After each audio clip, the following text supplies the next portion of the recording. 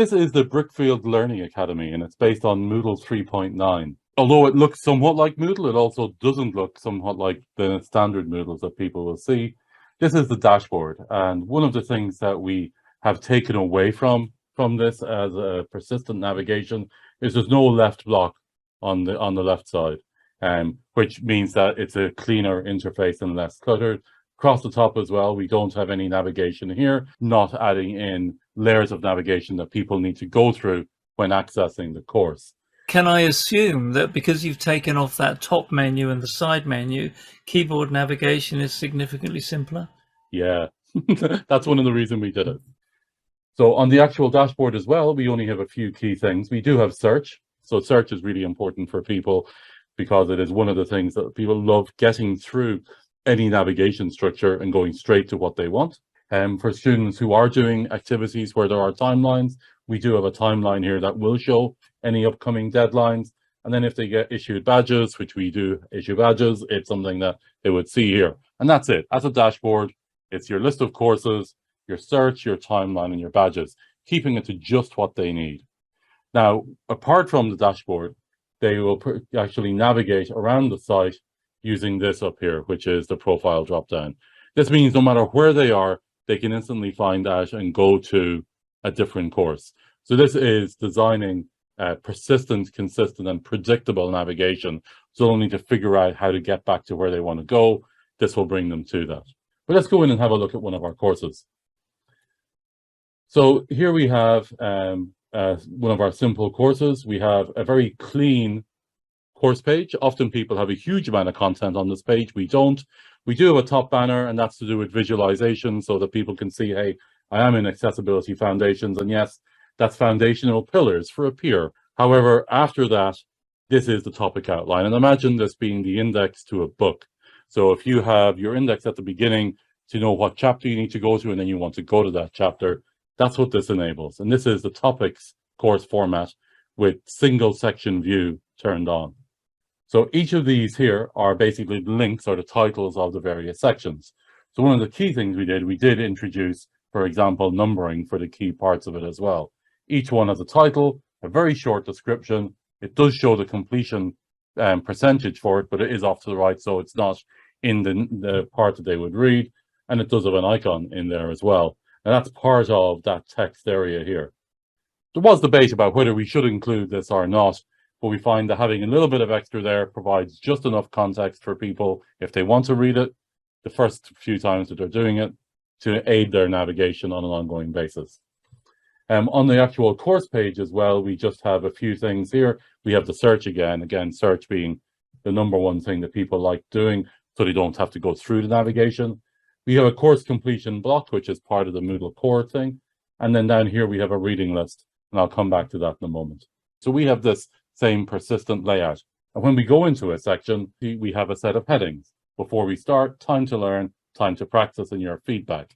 Now, because we're only showing one section here, and you can't show all the sections at once, it means these headings are unique on this web page. So if someone's using a screen reader and brings up a list of headings to navigate in that way, that these then are really useful for them. But they're really useful for someone who can visually see them as well, because they're clear and they structure the page in a very coherent way.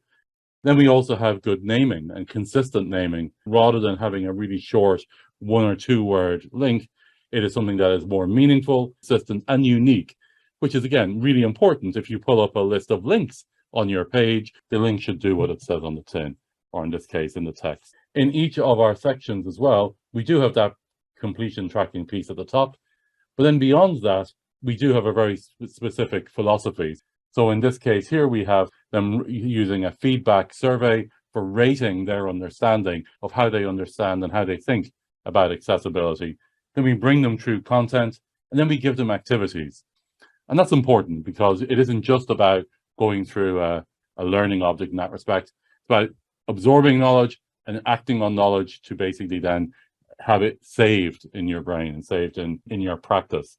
And then again, at the end, we look at things like feedback, and also then have people share any tips and insights that they've got. But also, because we run this effectively as a 4-week MOOC every month, we then have predefined messaging at the beginning and end of the week about what they're going to be doing that week, what the expectation, what the focus is.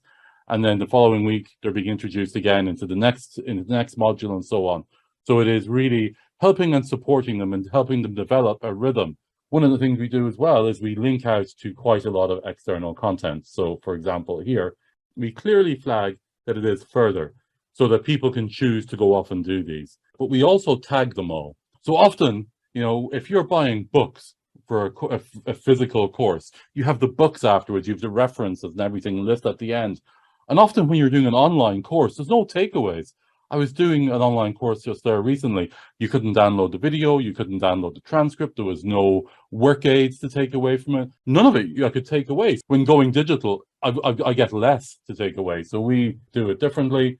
They can come in here and they can actually take away their reading list so that they have all of the different external links fully tagged against every single aspect the whole way through. They can choose to download it as a spreadsheet or as a web page. So I was looking at the toward the top right there, the card button. Are there other ways that you can view that? Oh, nice. You can also here then flag things and filter by in progress, future, or past. So, and you can also then star things. So it really is a personalized experience for a dashboard. Very good for teachers, but awesome for learners. Oh, I like the structure that you have with the before we start, time to learn, time to practice, your feedback. It really gives a lot of options there, which of course aligns with universal design for learning as well, rather than just saying this is the thing you're going to read. And even with our introduction, audio, we didn't do a video, we just did audio, but we do provide the full transcript below it so people can choose which way they want to experience it. Yeah, so I can just quickly search that, right? I can do a Control F and search. That's exactly it. Yeah.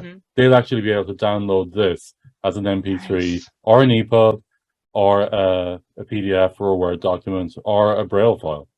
Yeah, that's great. Oh, that's great.